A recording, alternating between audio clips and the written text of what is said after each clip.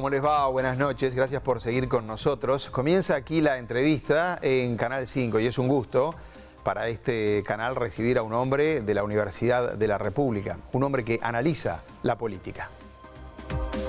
Adolfo García y Santos nació en Montevideo el 2 de abril de 1965. Su abuelo paterno tuvo actuación política dentro del vallismo y su padre fue docente. Por el lado materno, García y Santos recoge un legado de función pública y docencia. Se crió en Pocitos y se educó en el Liceo Francés, donde su madre era docente. Su hermano es director de la Secretaría de Inteligencia Estratégica del Estado y su hermana es profesora de literatura. Militó en la sección juvenil del Partido Comunista de Uruguay, pero abandonó temprano la actividad política y se dedicó al estudio académico de este fenómeno. Ingresó a la Facultad de Ciencias Sociales de la Universidad de la República en 1990, donde se recibió de licenciado en Ciencia Política en 1996, magíster en 2002 y doctor en 2012. Se desempeña como docente e investigador en el Instituto de Ciencia Política, donde se ha especializado en el estudio sobre la difusión de ideas y el rol de los técnicos en la política. Es autor de numerosas obras de consulta en materia de análisis político y electoral. Fue columnista en varios medios de prensa. Es hincha de Nacional y se casó con Mónica en plena pandemia. Su plan era hacer una fiesta con 150 invitados, pero terminó en una reunión íntima para pocos amigos. El souvenir de la boda fue un tapaboca diseñado por Paloma, la hija menor de su esposa.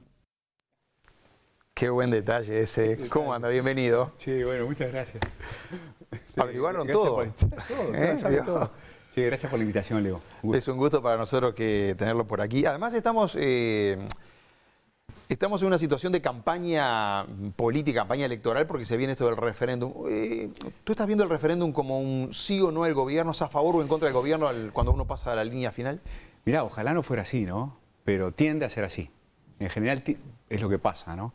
Porque, bueno, ocurre cerca de la mitad del periodo, son 135 artículos. A la gente le da una pereza enorme informarse de los detalles. La ciudadanía tiene muchísimas cosas que hacer, ¿no? Además de pensar en estos 135 artículos que son muy importantes. Entonces lo que termina pasando, como los costos de información son tan altos, y además como los temas en sí mismos, ¿viste, Leo? Son complejos, sí. Termina funcionando esto de a quién le creo. Lo que llamamos técnicamente atajos cognitivos. ¿A quién le creo? Le creo... Bueno, ahí importa mucho lo que van diciendo los líderes. La gente seguía mucho por los líderes políticos. ¿En quién tiendo a confiar? Entonces, si al gobierno le está yendo bastante bien y si la mitad de la gente o más apoya al gobierno, la gente va a tender a pensar que lo que hizo el gobierno con esos 135 artículos está razonablemente bien y lo va a apoyar o a la inversa.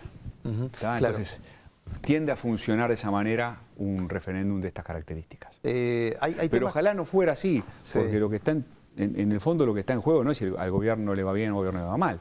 Lo que está en juego son 135 asuntos o 135 artículos de temas todos muy importantes. Claro. Sí, hubo otros referéndums ya, pero eran más blanco o negro, digamos, Puede ¿no? ser. Acá hay muchos artículos en Muchos discusión. artículos sobre temas intrincados, temas distintos entre sí, lo cual refleja además la propia complejidad de la ley. Sí. ¿no? Una ley ómnibus, como le dicen, ¿no? Esa gran una ley cantidad de es, temas adentro. Exactamente.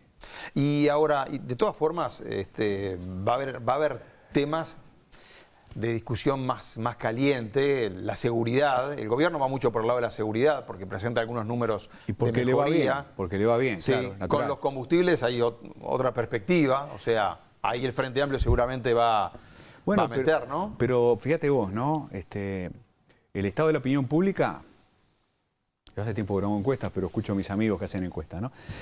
Los colegas que hacen encuestas dicen que en la opinión pública pegó mucho. Estoy en este momento acordándome de cosas que le escuché a Ignacio Sasnava, ¿no? Por ejemplo. El estado de la opinión pública se movió mucho cuando se movió el precio de los combustibles. Este año, ¿no? Ahí duele el bolsillo. Claro, duele el bolsillo. Entonces, ¿qué pasa si en marzo, en abril, cuando sea el momento que llegue el referéndum, si bajan los combustibles? Porque bajó el precio del petróleo. ¿No? Viento a favor para el gobierno. ¿Qué pasa si hay una crisis en Medio Oriente y el petróleo sube más todavía? En fin, por eso que hay una enorme incertidumbre, ¿no? Las encuestas le están dando a favor al no, Sí. digamos, ya como que se mantiene la ley, sí. pero pueden pasar episodios que hay Claro, que esperar. Entonces, ¿qué pasa con la seguridad, ¿no? El estado de ánimo. ¿Te acordás que años atrás el famoso crimen en la pizzería Sí. pegó muy fuerte en la opinión pública? Sí. Algunos eventos concretos, una suba inesperada del combustible, una suba inesperada de la criminalidad, ¿no? Temas que son muy sensibles para la gente y bueno, pueden pegar en la opinión pública y pueden condicionar el resultado del Y se referéndum. resuelve de último momento. Y parece mentira, 135 temas muy delicados pueden terminar definiéndose, ¿no? por una circunstancia coyuntural. Quiero pasar por lo que fue la encuesta de Dale.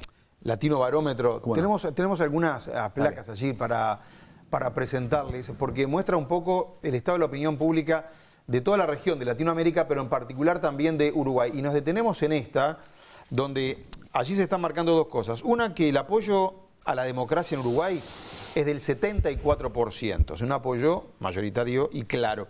Pero también hay un dato, que hay que ver qué lectura, y te quería A preguntar, ver. que está en 13% de la población. Apoyo a la democracia, es esa que vemos ahí. ¿Da lo mismo un régimen democrático que uno no democrático? ¿Da lo mismo tener una democracia que una dictadura? 13% de los uruguayos le da lo mismo. Sí, sí. ¿Qué sí. lectura se hace Y acá? bueno, sí, hay una parte de la opinión pública que no es sensible a este asunto. Mirá, los datos de Latino Barómetro muestran que Uruguay sigue siendo el país que tiene actitudes democráticas más firmes, ¿no? Mayor confianza, mayor apoyo, mayor satisfacción con la democracia. Bueno, ahora, lo cual no quiere decir que no haya zonas de la opinión pública que valoren, que aprecien menos la democracia, lo cual además lleva a una conclusión muy importante, que es imperioso todos los días cuidar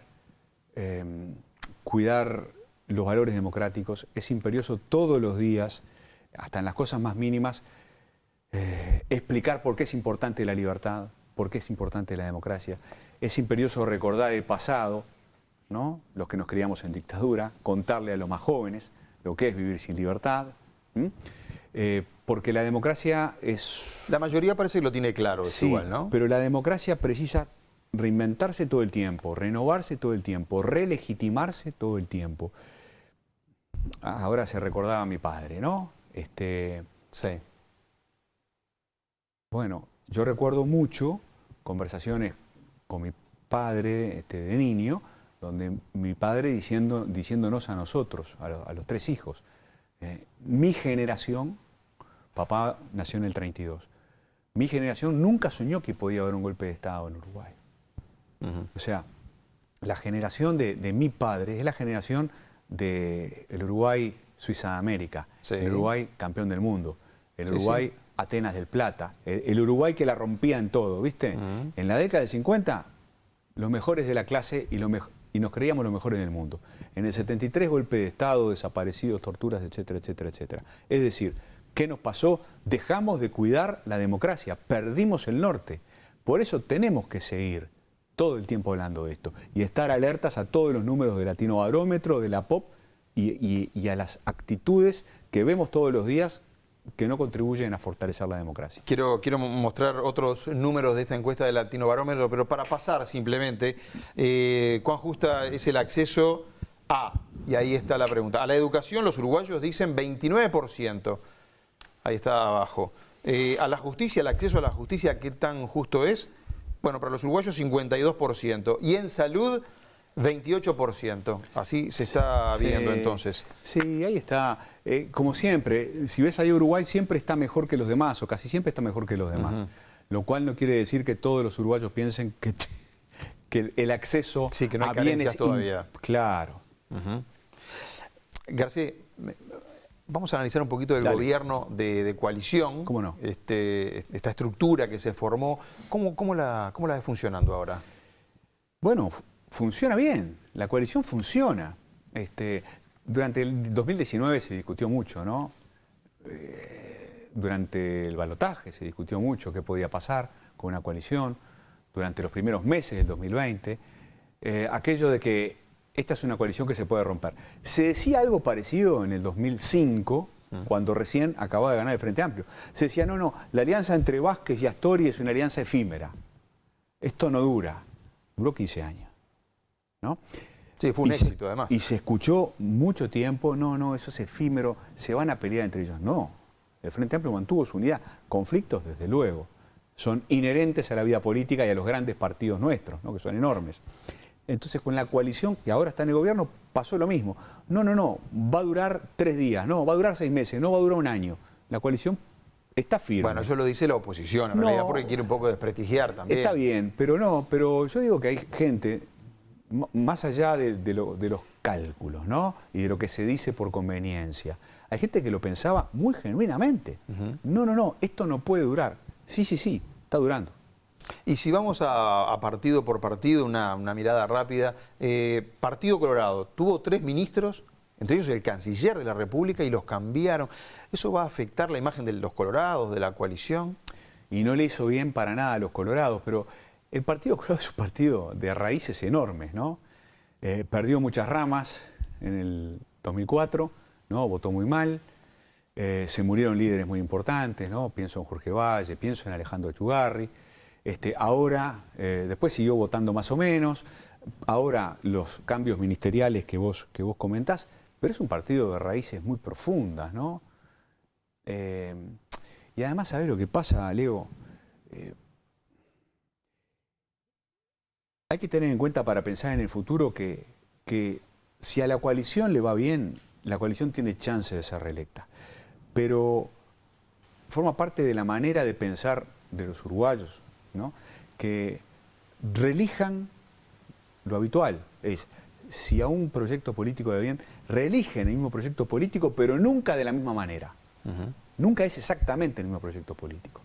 Y esto es una chance para los colorados. O sea, ponele que al gobierno le vaya bien, yo creo que le va bien, por ahora le va bien, ¿no? Y si resiste la prueba del referéndum, va a salir fortalecido. Y si llega con la economía creciendo, mejor todavía para el gobierno.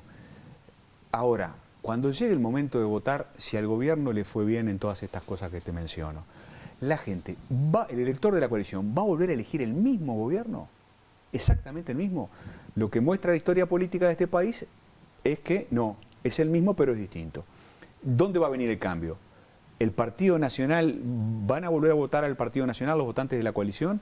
¿O van a mirar a Cabildo? ¿O van a mirar al Partido Colorado? ¿O van a pedirle al Partido Nacional algo distinto a lo que el Partido Nacional ya les viene ofreciendo?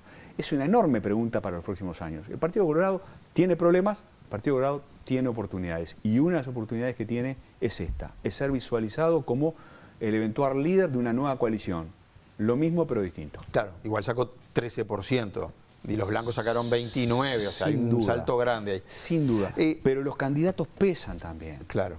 Los candidatos pesan también, ¿no? A veces me preguntan, ¿cuánto pesa la máquina, la estructura, cuánto pesan los candidatos? Pero ahora no se ve ningún colorado así que asome la cabeza como diciendo, este es el nuevo líder de los colorados, claro, ¿no? Claro. De los blancos sí ya se está viendo.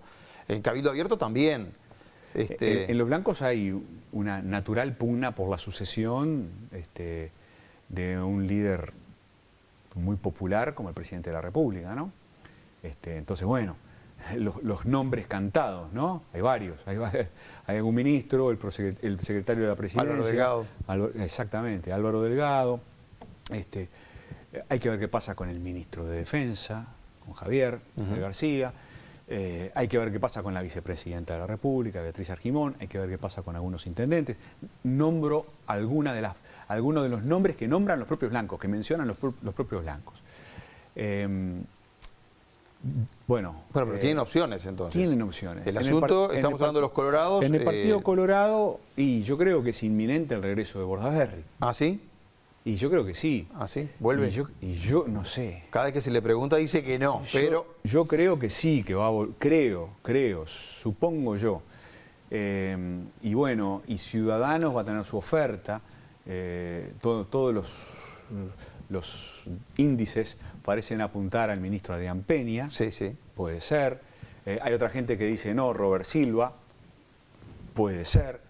¿Qué pasa con el sector del vallismo tradicional? Hay que esperar ahí también. Yo creo que hay que esperar mucho, mucho, y no hay que pensar que el Partido Colorado está condenado, para nada. Para mí no está condenado para nada. No está condenado. Absolutamente. Puede crecer. Sigo en esta línea de preguntar partido por partido, pero el otro día estuvo acá el ministro Pablo Mieres, que es el principal del Partido Independiente, y estuvo Manini Ríos también acá con nosotros. Y a los dos les pude hacer la misma pregunta, es si ellos piensan un tiempo antes de las próximas elecciones separarse de la coalición. Y nos dijeron que no lo tienen pensado para nada. Y claro. Como que la estructura de ellos es seguir hasta el último día defendiendo y después... ¿El Frente Amplio se rompió para que Mujica pudiera ser candidato a la presidencia? No. O sea, lo que hacía Mujica era marcar diferencias con Tabaré Vázquez y con Astori dentro del mismo partido. Porque eso va a tener que romper la coalición para que Cabildo pueda marcar distancia. ¿Por qué? ¿Por qué? Porque además es esto, Leo, es lo que esperan los votantes de la coalición, que se rompa la coalición. Es lo que esperan. No, los votantes de la coalición esperan que no se rompa, ¿no? Y entonces, ¿qué es lo que están mirando? Supongo yo, los votantes de la coalición, lo sabrán mucho mejor los que hacen grupos motivacionales y estudian opinión pública. ¿Qué es lo que esperan? Que la coalición sea exitosa, que no se rompa, y van a estar mirando a ver quién puede ser, qué partido y qué líder, qué candidato puede liderar mejor la nueva. Y Cabildo abierto con Manini Ríos, ¿no? Militar de carrera, ex comandante del ejército, está como levantando banderas que eran tradicionales del Frente Amplio. Seguro. Y se lo ve ahora en algunos reclamos, en colonización, dinero para viviendas. Dice lo que cree. Forestación. Déjame decirlo primero. Sí. Dice aquello en lo que cree. Porque hay gente que dice, no, yo estoy un poco cansado de eso. Los políticos siempre acomodan el discurso. Mirá, a veces. Yo veo a Manini y digo, lo que dice Manini es consistente con lo que piensa. Él es nacionalista, él es latinoamericanista, él es más dirigista que otras, dirigista en el sentido antiguo, ¿no? Intervencionista, estatista, ¿no? Que otra gente dentro de la coalición. La gran pregunta es, cuando Manini dice esto, algunas de las posiciones de Manini tienen olor a posiciones del Frente Amplio. Que son genuinas, digo yo. Pero Manini es de derecha, digo. Manini de derecha, bueno, sí, Manini de derecha. Pero levanta en temas de izquierda. seguridad, Manini es tan de derecha como cualquiera de los otros, no sé, como la Rañaga, ¿tá? Como la lista 71, para poner ejemplos, ¿no? Entonces, y en temas de valores, Manini es más conservador que Ciudadanos, claramente. En temas económicos, está más cerca del frente. ¿Cómo leen eso los votantes de la coalición? ¿Les gusta o les disgusta? Que Manini a veces coquetee con el Frente Amplio, ¿no? Que se junte con Orsi, ¿no? Se junta con Orsi, el otro día con Mujica, en un reclamo de los colonos. ¿Cómo le cae eso? Yo me acuerdo, por el Arrañaga, ¿no? Me acuerdo lo caro que pagó ir a tomar mate con Pepe Mujica, la famosa foto aquella del 2008, ¿no? De agosto del 2008. Entonces, cuando vos perteneces a un bloque y te arrimás al otro, ¿cómo lo leen los votantes de tu bloque? ¿No? Porque alguien podría decir, no, bueno, la Rañaga hizo lo correcto en aquel momento porque buscaba votantes del otro lado. Sí, le salió carísimo. Y el partido Independiente, nos decía Mieres que ellos piensan, votó mal el Partido Independiente. Claro. Tenían un senador, ahora tienen solo un diputado. O sea, pero tienen mucha visibilidad en el gobierno. Sin duda. Y tiene, para mí, uno de los ministros que se destacan, ¿no? Pablo Mieres para mí se destaca como ministro, en un tema dificilísimo, ¿no? Y en la pandemia tuvo que jugar un rol también importante, porque eran los seguros de paro, porque era ayudar a mucha gente. Ni idea cómo le va a ir. También depende mucho de la competencia, ¿no? Es distinto un partido Colorado, ponele, con una candidatura como la de Pedro Bordaberry, con una candidatura como antes, como Talvi, ¿no? Una de las razones por las cuales votó mal, probablemente, el Partido Independiente es por la irrupción de Talvi y la creación de Ciudadanos. En fin, también depende de la performance de con quién estés compitiendo. García, me voy al otro bloque, a la oposición, al Frente Amplio. ¿Le está yendo bien como oposición? ¿Encontró su lugar de oposición? Porque a veces venía de 15 años de gobierno. Y este año sí. Este año sí. Y este año sí. Y el año pasado le fue muy mal al Frente, ¿no? Porque, bueno, muy dolorido obviamente, con la derrota electoral. Y además, yo creo que al Frente Amplio le costó mucho, se sorprendió mucho con la performance del gobierno. ¿Con lo de la pandemia? Con cómo se paró el gobierno frente a la pandemia, pero además con lo que yo diría la sensibilidad social del gobierno en el manejo de la pandemia. ¿Pero actuó bien el Frente Amplio en la pandemia o salió a pegar y después se dio cuenta que era un error y el Frente reculó? Amplio el Frente Amplio creo que rápidamente tuvo que rebobinar de sus posturas más críticas, lo hizo rápidamente, lo hizo en marzo ya del año pasado, ¿no? Porque en cuanto tomó nota de la enorme popularidad, del enorme apoyo que estaba teniendo el presidente de la calle Pou. Sí, además había pedido cuarentena, había pedido un sueldo para determinados grupos de la población, no se lo llevaron. Este año le fue mejor porque, bueno, yo diría, hay una serie de razones, ¿no? Primero es el pico de la pandemia, ¿no? El Frente Amplio reclamando restricciones a la movilidad y al mismo tiempo el gobierno aferrado a su posición de, de mantener la perilla donde estaba, para usar la metáfora de la calle Pou, ¿no? Y el pico de la pandemia le generó un problema al gobierno y le generó una oportunidad. Estoy hablando de abril, mayo, junio, ¿no? Esos 2-3 meses que fueron dramáticos. Ahí el Frente Amplio se paró más fuerte y dijo, cuando apareció toda la discusión sobre las muertes evitables, sí, que fueron un problema para el gobierno, creo yo. Después el Frente Amplio se para fuerte con el tema del puerto, claramente.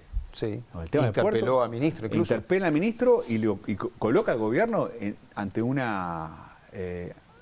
la disyuntiva de explicar algo difícil de explicar, que es por qué no hubo un pacto político para resolver un tema de medio siglo para adelante, ¿no? Que involucra a todo el sistema de partidos. Entonces ahí el Frente Amplio se hace fuerte. Se hace fuerte con las 800.000 firmas que se juntaron para el referéndum. Supongo que eso también le da mucho viento en la camiseta, ¿no? Absolutamente. Al frente es el PIT-CNT también el que estuvo ahí. Yo no sé qué te dirán los voceros del Poder Ejecutivo sobre esto, ¿no? Pero yo supongo que se sorprendieron. No sé, no puedo opinar por ellos. Yo me sorprendí. 800.000 firmas en plena pandemia, con un gobierno que era bastante popular. ¿Por qué? Porque el Frente Amplio sigue siendo el partido más grande de este país. Bueno, pero si se hacen las cuentas, 800.000 firmas, 25% de la población. Sí. El Frente Amplio en la última elección tuvo 39% de apoyo. Sí, o sea, sí.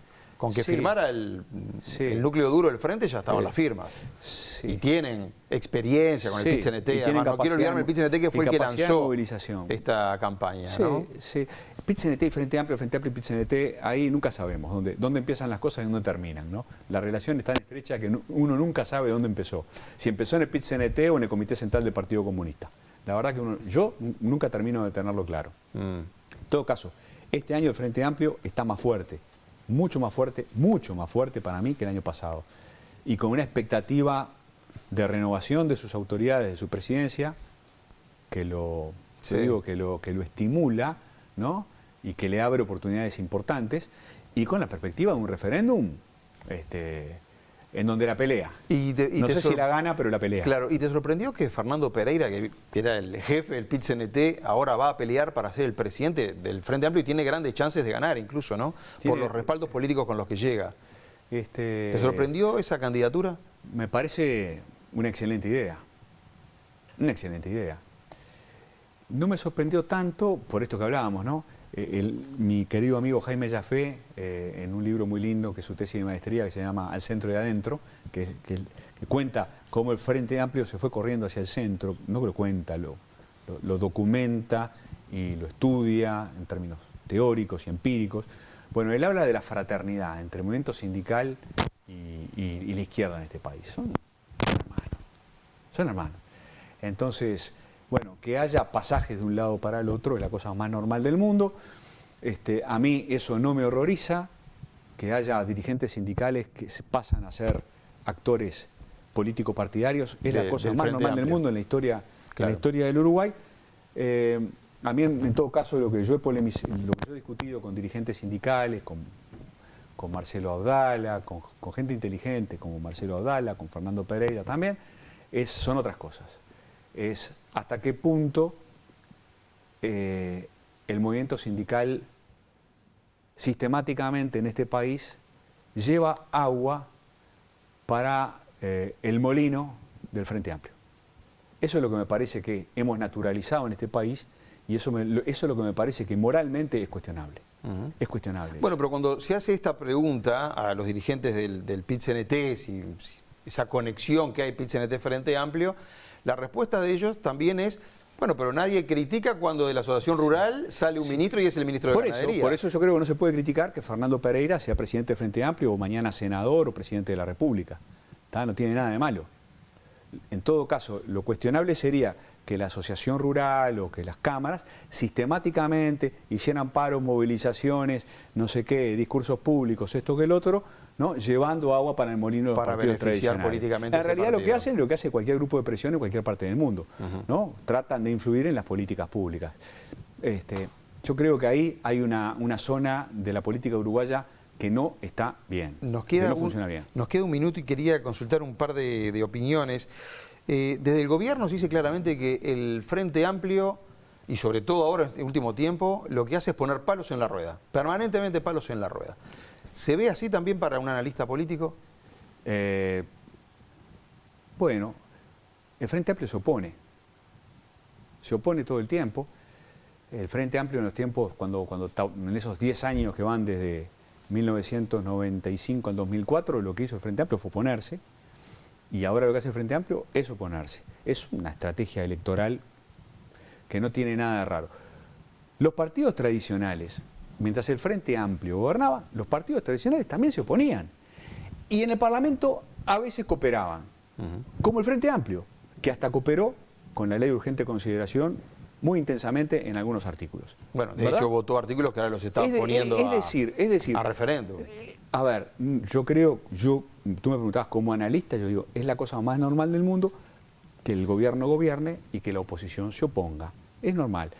No, pero hay una oposición que a veces que deja gobernar, porque si no lo otro es como una oposición destructiva también, sí, ¿no? Bueno, el gobierno está gobernando, el gobierno gobierna y gobierna mucho. Yo creo que lo que falta en todo el sistema político uruguayo es saber dónde poner la pausa. Porque a veces hay que poner la pausa, ¿no? Si se va a discutir, si estamos en emergencia sanitaria y con un riesgo tremendo sanitario, hay que poner pausa. Debió poner pausa el Frente, debió, para mi gusto, el gobierno dialogar más. Si hay amenaza de brote de la pandemia, marzo de este año, y Rafael Radi dice, blindemos abril, hay que blindar abril, hagamos un pacto, y hay que hacerlo. Hubiera sido mejor hacerlo. Bueno, yo creo que de los dos lados faltó ese saber poner la pausa. Si hay un problema con el puerto, ¿no? Y hay que tomar una decisión con el puerto, hay que poner pausa, hay que sentarse a conversar. Ahora seguramente un tema de discusión, pero donde van a tener que sentarse a negociar, a ver cuál es el mejor proyecto, es la reforma de la seguridad social que se viene, por ejemplo, que es para adelante y de largos años. El Frente Amplio, a mí me asombra que el Frente Amplio esté en contra del diagnóstico que hace la Comisión de Técnicos. Ahí, la verdad, a mí me asombra. ¿Cómo el Frente Amplio no está la ideología, entonces? Pesa una manera de entender el cálculo político exagerada. El Frente Amplio no precisa estar en contra de la reforma de la seguridad social para sumar más votos. Capaz que al contrario, capaz que lo que está haciendo es ahuyentar votos. Es decir, temas como esos, ahí el gobierno hace una cosa muy buena. Crea una comisión de expertos, convoca al Frente Amplio, a gente, participó Murro en esa comisión, que conoce la seguridad social así. Varios representantes, ¿no?, del Frente están Entonces, ahí donde el Frente Amplio debería apretar pausa. García, muchísimas gracias por haber venido hoy. No, un placer. Vamos a ver cómo le va el bolso. Ya veo, ya rápido a ver a Nacional. A toda velocidad. Muchísimas gracias por venir. Un placer. Amigos, a ustedes también, han sido más que amables, como siempre. Que pasen bien, gracias.